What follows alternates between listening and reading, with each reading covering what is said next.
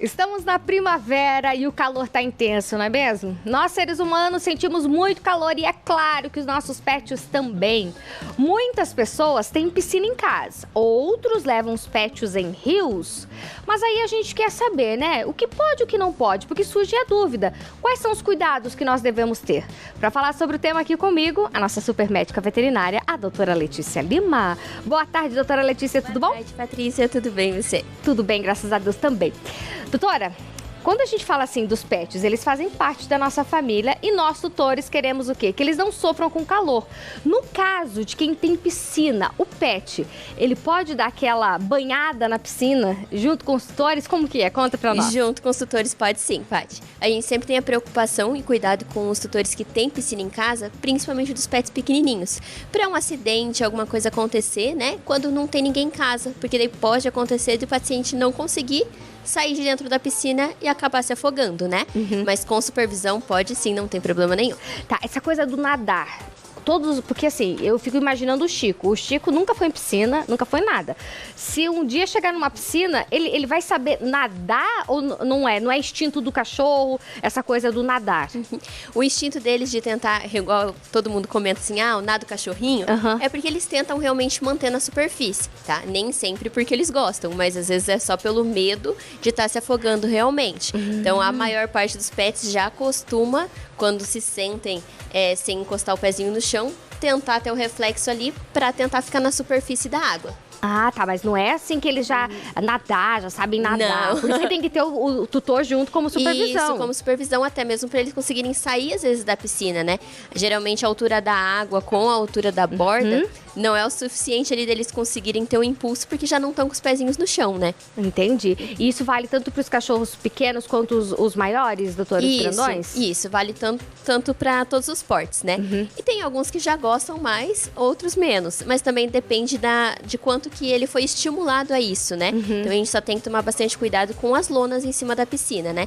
Porque as lonas, às vezes, o pet pode cair na beiradinha e ficar por baixo. E daí acontecer acidentes que a gente, às vezes, não consegue ter tempo de salvar. Entendi. Todo cuidado é pouco. Então a lona, gente, quem costuma usar a lona, né, de proteção, bem esticadinha, para não ter esse risco e de vez em quando dar aquela chamadinha no teu pet, né? Para saber se ele tá por ali, se tá tudo bem.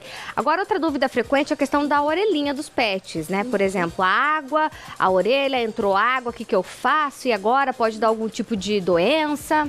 O ideal é não realmente ficar assim com muita água no ouvido, né? Igual a gente quando entra no chuveiro e tudo mais, que dá uma molhada, não faz mal. Mas o pet também não vai ficar mergulhando assim dentro da piscina. Então ele costuma ficar mais ali na parte superior. A parte da cabecinha realmente dá uma molhada, mas não chega assim a entrar uma quantidade de água. Em todos os casos, não só para a orelhinha, o pet tem que ser bem sequinho depois da piscina, tá?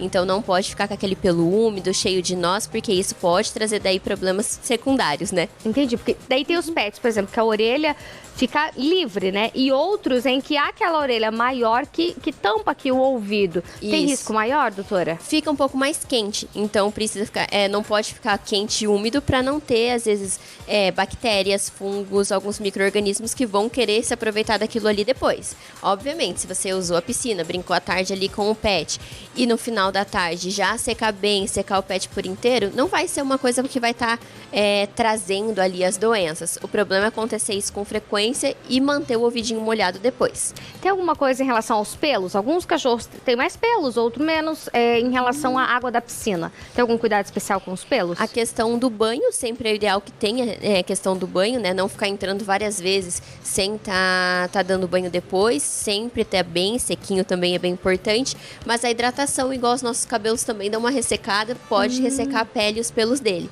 Então, preferencialmente sem cloro, né? Então, ou piscinas específicas para os pets, ou quando tem piscina em casa, tudo mais, ver se às vezes o cloro não tá um pouquinho exagerado, além de irritação nos olhos, irritação na pele também pode ocasionar, né? Mas a parte de ressecamento da pele e dos pelos é o mais comum acontecer.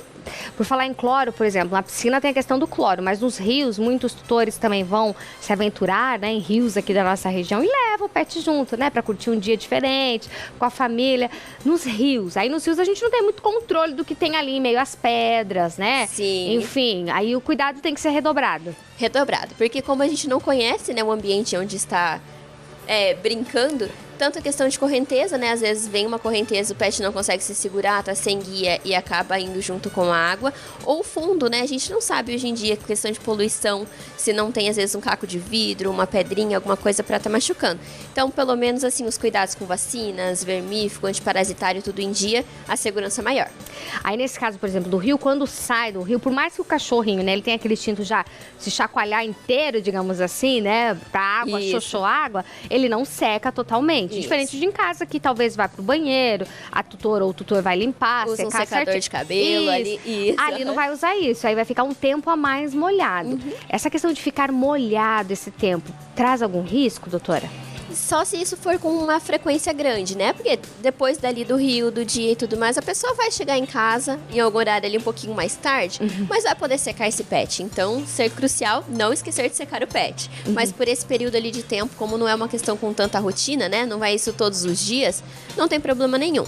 Entendi. Agora, se for rotineiro, mesmo que não for água da piscina, enfim, mas o pet ficar molhado muito tempo durante o dia, isso pode causar o quê? Por exemplo, na pele, no pelo? Os cuidados seriam ali da irritação da pele realmente, né? Então, os pelos também ajudam a estar protegendo dos raios solares, também, que é uma coisa bem importante, principalmente nesse calor. Então, queimar a pele realmente, né? Tá se machucando com relação ao sol. Igual nós, que a gente tem que tomar um certo cuidado, principalmente com crianças, os horários ali certinho.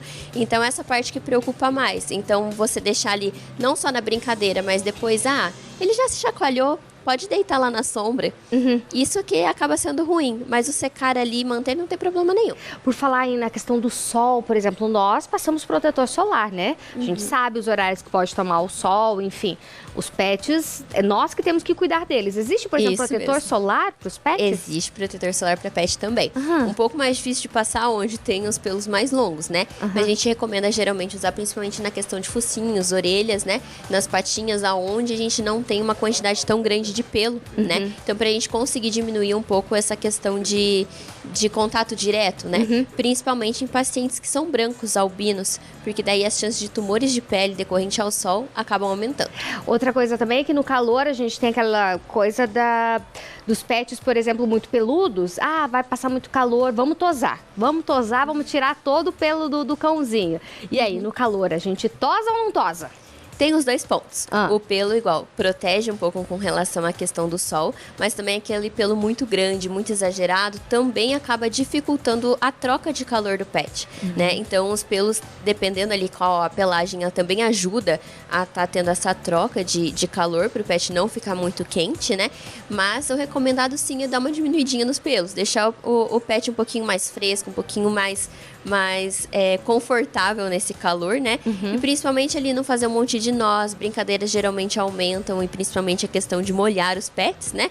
Então, quando tem os pelos muito compridos, aqueles pelos, por exemplo, arrastando no chão, pensa desembolar todos esses pelos em casa, quem não tem o costume. Então, quando às vezes é numa creche, quando às vezes o pet já vai pra banho e tudo mais, que o pessoal já escova certinho, senão vai dar um trabalho pro tutor, né? Porque tem que desenosar tudo isso pra não ter problemas de pele. Entendi. Aí agora vamos falar um pouquinho sobre a alimentação. Por exemplo, posso dar sorvete pro meu pet?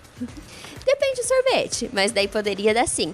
A maior parte dos sorvetes tem leite, então não seria recomendada essa parte do leite ou com açúcares, né? Mas aqueles mais naturabinha, mais de frutas, ou até mesmo caseiros, não usando frutas tóxicas para os cães, né?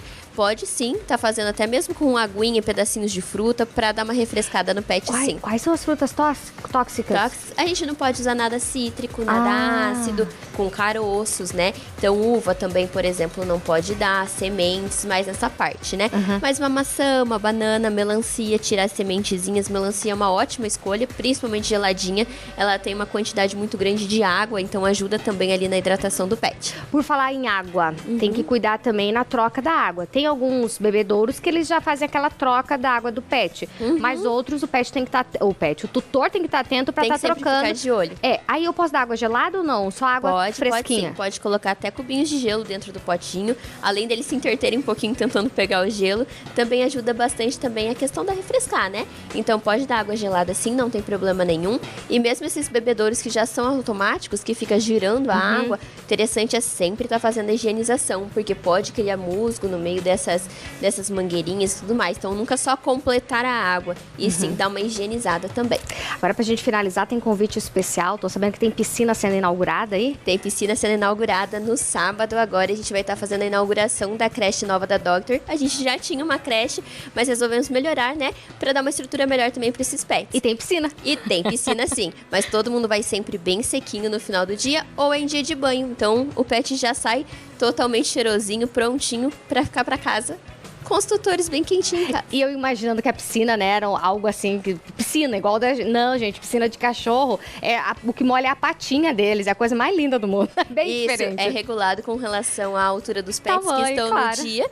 Então, para cuidar também, com relação à água, não tem cloro, né? Também para atingir menos a pele deles. Perfeito, doutora, muito obrigada pela presença, Muito viu? obrigada a você. Instagram, pessoal, seguir lá? @Dr. Clínica Pet. Então, quem quiser ir conhecer o nosso espaço no sábado agora, pode ficar à vontade, pode levar seu pet também.